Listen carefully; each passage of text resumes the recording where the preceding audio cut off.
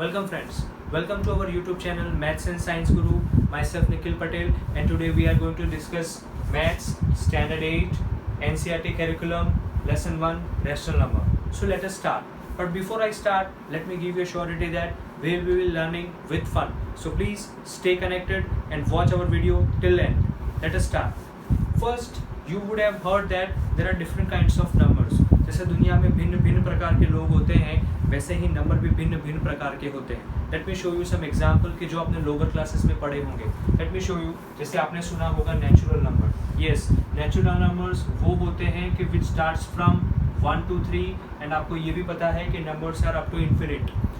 Similarly हमें भी पता है कि there are different types of numbers में दूसरे आते हैं होल नंबर. यस फ्रेंड्स, आपने होल नंबर के बारे में भी सुना होगा. इवन 6-7 में भी आपने पढ़ा होगा कि नंबर जो 0 से शुरू होते हैं 1, 2 and 3 एंड ये नंबर्स भी इन्फिनिटी तक होते हैं. आप ये भी कह सकते हैं कि इतने तो नेचुरल नंबर है ही, पर इसमें 0 ऐड होता है, इसलिए हम उसको होल नंबर कहते हैं. सो आज हमें इस नंबर्स को लेकर एक प्रॉपर्टी प्रूव करनी है, जिस प्रॉपर्टी को हम कहते हैं क्लोजर प्रॉपर्टी.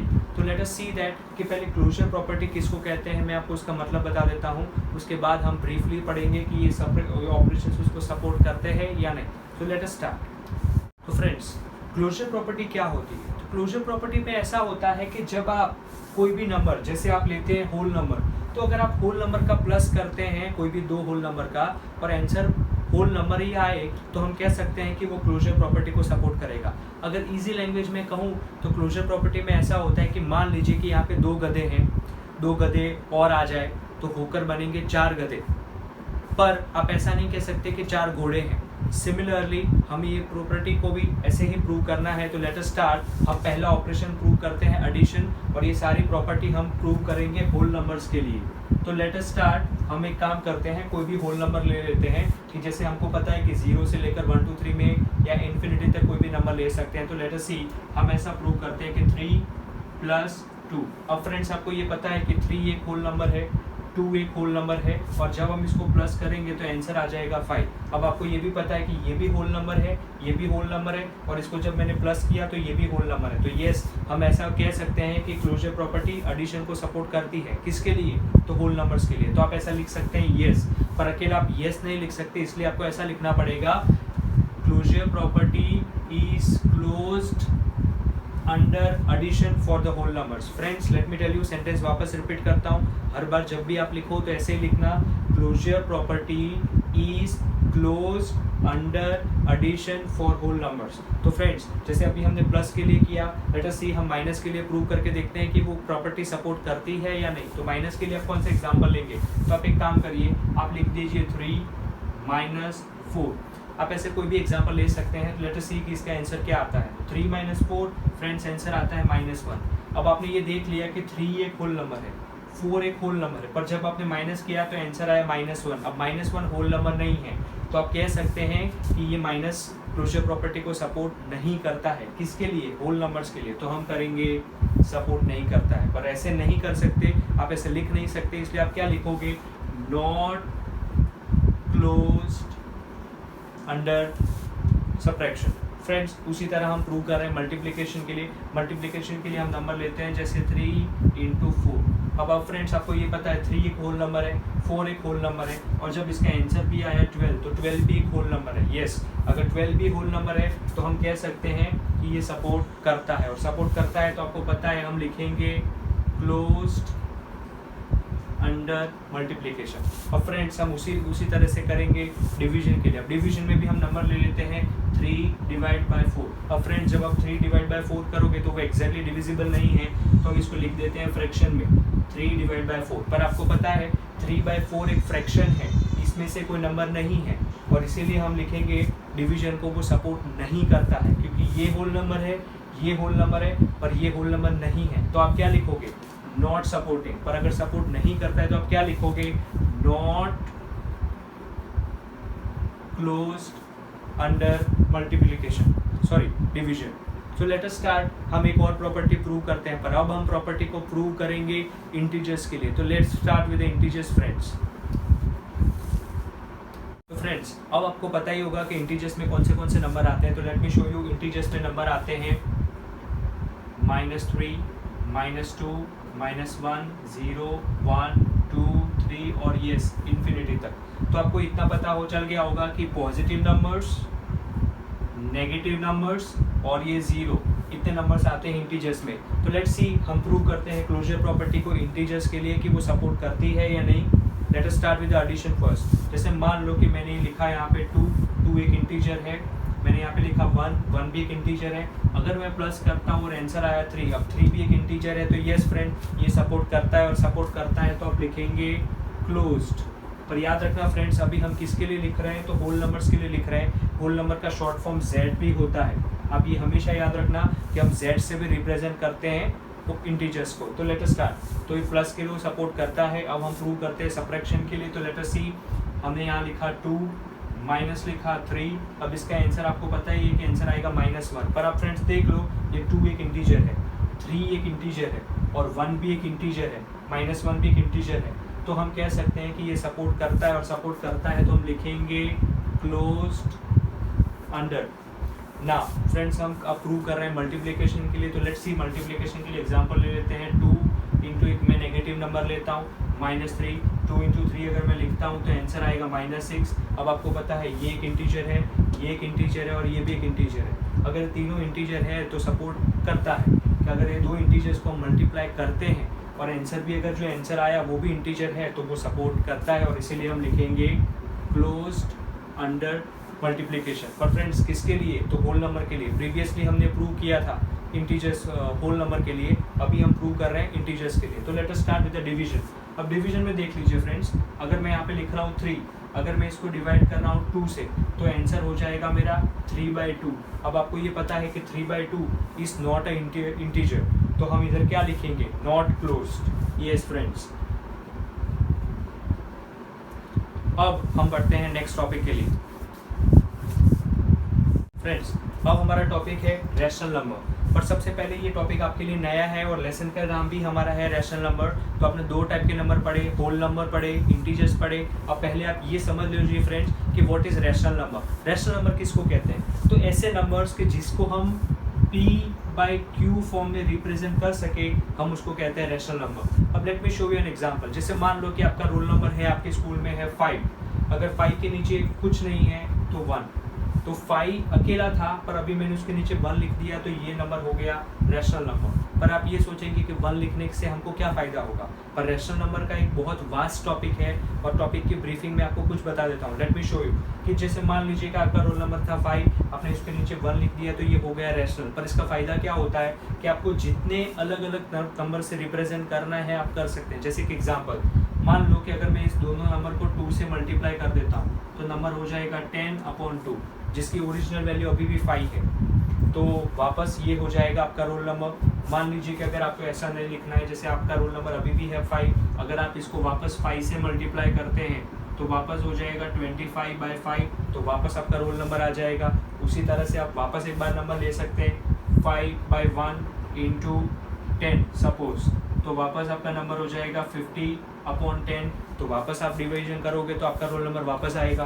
तो इन शॉर्ट रैशनल नंबर का ये फ़ायदा है कि आप एक ही नंबर अकेले 5 को आप जितने नंबर से रिप्रेजेंट करना है इन्फिनिट तरीके से रिप्रेजेंट कर सकते हैं, और ये सारे रैशनल नंबर हैं।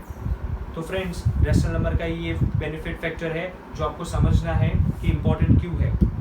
और फ्रेंड्स, अब रैशनल नंबर को और आप कैसे रिप्रेजेंट कर सकते हैं, तो late me show you one more example. जैसे यहाँ पे नंबर है 0.25। फ्रेंड्स, अभी ये रैशनल नंबर नहीं है, पर अगर मुझे इसको रैशनल फॉर्म में रिप्रेजेंट करना हो तो देखिए कैसे कर सकता हूँ। कुछ नहीं, मतलब नीचे 1 होता ही है।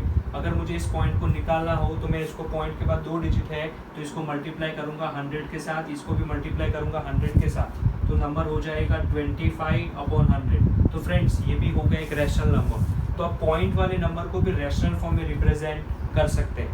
Late me show you one more example कि जैसे मान लीजिए कि यहाँ पे है 0.5, अगर मुझे वापस इसको रिप्रेजेंट करना हो रैशनल नंबर में तो कर सकता हूँ। कैसे, कुछ नहीं, मतलब 1, अगर मैं इसको 10 से मल्टीप्लाई करूँगा, इसको 10 से मल्टीप्लाई करूँगा तो नंबर हो जाएगा 5/10। तो वापस आप कोई भी पॉइंट वाले नंबर को भी रैशनल फॉर्म में रिप्रेजेंट कर सकते हैं। तो आई होप आप रैशनल नंबर क्या है वो समझ गए होंगे। तो फ्रेंड्स, अब आप रैशनल नंबर के बारे में समझ गए होंगे, पर रैशनल नंबर की कंडीशन है जो मैं आपको आज बताने जा रहा हूँ, और वो ये कि इसमें ऐसा होता है कि p आप कोई भी नंबर ले सकते हो, p में कोई नंबर लो, उसमें कोई प्रॉब्लम नहीं है, पर जो q नंबर है नीचे वाला, वो should not be equals to 0। अगर वो इक्वल्स टू 0 हुआ, सपोज कि आपने इसको लिख दिया 0, तो कोई भी नंबर को जब आप 0 से डिवाइड करते हैं तो वो चला जाएगा इन्फिनिटी के लिए, और तब हम उसको रैशनल काउंट नहीं करेंगे। इसलिए फ्रेंड्स याद रखना, q should not be equals to 0, ये हमेशा के लिए कंडीशन होती है रैशनल नंबर के लिए।